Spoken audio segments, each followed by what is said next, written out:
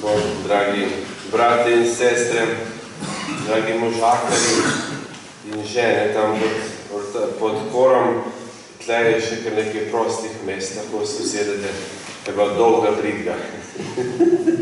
Že cel dolg dan je za vami. Pa tudi mesto, kjer stojite, je zelo nevarno. To je bilo moje najljubše mesto, ko sem se vrnil v cirku, vidite, kaj sem prstal. Tako, dragi brate, tako kot mi, kot ti pastirji, smo se tudi mi zbrali sredi noči, da bi videli našega Boga. Ampak če iščeš močnega, nesmrtnega, velikega, nepremagljivega, maščevalnega Boga, ga naj tlele. Naš Bog je Bog, ki zmaguje tako, da ljubi z ljubeznijo, da se postavi na zadnje mesto. In je ta vrstni red, to zadnje mesto, očitno nakazano v tem evangeliju. Cesar ukaže, ne se popiše ves svet.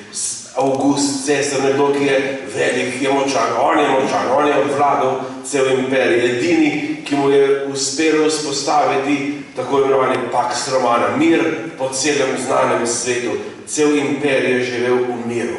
In potem takoj za njim Kvirini, njegov namestnik v Siriji, nekaj so niti ne politik, vrmen sorte vojak, ker s tako vojsko se lahko vlada tako državo. Na drugi strani pa Jožef in Marija.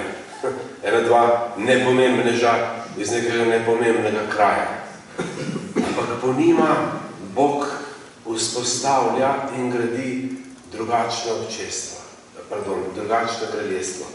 Kraljestvo miru in pravičnosti in odpuščanja, ljubezni, kraljestvo, ki je skrito, ki se ga ne vidi, ampak traja do danes.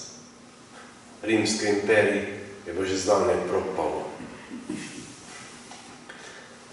Marija, pravi Luka, je prvorojenca položila v jasli, ker zanj ni bilo prostora v prenočišču.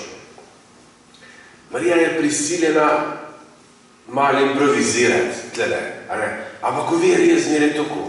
To, kar se sprva zdi kot neka nesreča, se s časom razodene kot Božja previdnost. Jezusa povije v povoje in ga položi v jasli. Navkljub vsemu je Marija pripravljena, ima nekako zorganizira, neko vrsto zaščite za Jezusa je prinesla s sabo. In tudi za nas je pomembno, da Božje darove povežemo v povoje in jih zaščitimo. Ne glede na to, ali prideš, dragi brat in sestra, enkrat na leto v polnočih maši, ali prideš vsako nedeljo, ali prideš tudi med tednom, ta odnos z Bogom je treba varovati. To vero je treba negovati. Pol ga pa položi v jasli.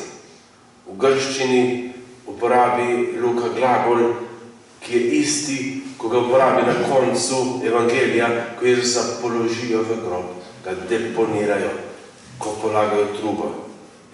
In ikone, ruske ikone, oziroma pravostavne, ga res tako upodabljajo, kot v grobnici, povezan, zavit in v grobnici. Nekaj kontradikcije vseeno je tle notre. Marija ga najprej pazljivo povije, pa položi na mesto za pojest, zato ker ni imela boljšega kraja. In njegovo celo življenje tega našega Boga bo tako. Angeli mu bodo prepevali uspavanke, istočasno ga bo en kralj, divji kralj, hotel preganjati in ubiti. Ko bo prišel v Jeruzalem, ga bodo slavili in proslavljali kot Davidovega sina Mesija, naslednji dan ga bo isti folk hotel, oziroma ga bo obsodil na smrt. Razglašen bo za kralja, pa pribit na križ.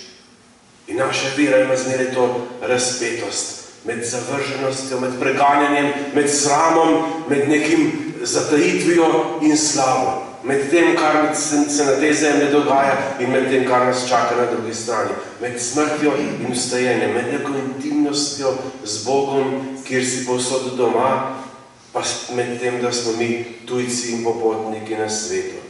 Namesto, da bi bil nahranjen, ta otrok ga položi v hrano drugim. Betlehem, hiša kruha. To pomeni to ime tega kraja. In res bo ta Bog, ta Sin sebe razglasil za kruh življenja. Letos se bomo srečevali in smo se že kar nekako veliko z evangelistom Lukom. On je neko kirurško natančnost ima pri svojih opisih. Pač zdravnik je bil po poklicu, to je poznate, ne? Neka deformacija poklicna je v tem. In tudi ta božična zgodba, ki se dogaja, hoče vse umestiti v zgodovino, v čas, v okoliščine, govori in dobesedno citira, kaj so angeli povedali, dobesedno, kaj so pastiri slišali, kam so šli, koga je kaj poslal, kaj da pogleda tu, no tretje, kdo je bil zdraven, cel advent. Spomnite se, je bilo tako Janeza Krstnika, pa Zaharija, pa Elizabeto, pa Marijo. Vse vemo. Še kaj se je v sanjah dogajalo, vemo. Luka je zelo natančen. Ampak, ko pa govori o Jezusovem rojstvu, o tem dogodku, ga pa preprosto rodila je sina, prvorojenca, ga povila in položila v jasli. Z enim stavkom. Z enim surovim stavkom. Preprosto zato, ker tle ni nič drugega za dodati. To je to. Preprosto tako je bilo. To je ljubezen v svoji najbolj osnovni in najmočnejši različici. Nič ne sprašuje. Ljubezen ne rabi nobenega komentarja. Izpostavljeno je samo in predvsem prvem brilu in tukaj v tem oznanilu angelov veselje. Oznanjam vam veliko veselje. Pri večerni maši, kako se reče temu otroški polnočnici, je naš brat Klemen rekel, da se naša vera začne z veseljem. Pogledajte, kam smo jo pripeljali. Pa 2 tažnet leta. Da se začne z veseljem. Ker je to ta noč upanja in veselja. Zato, ne zaradi drugega, kakor samo zato, ker se je naš Bog hotel učlovečiti. Ki je hotel postati človek, ki je hotel postati to, kar si ti, to, kar sem jaz. Z vsemi mukami, z vsemi težavami, z vsemi skušnjavami, ker je hotel postati to, kar si ti, ker ljubi. Pomeni, da je dobro biti človek, da je lepo biti človek. Lepo je živeti. Lepo je živeti. Nobena druga vera ne predstavi Boga kot zaljubljenca v človeka. Kot zaljubljenca v človeka.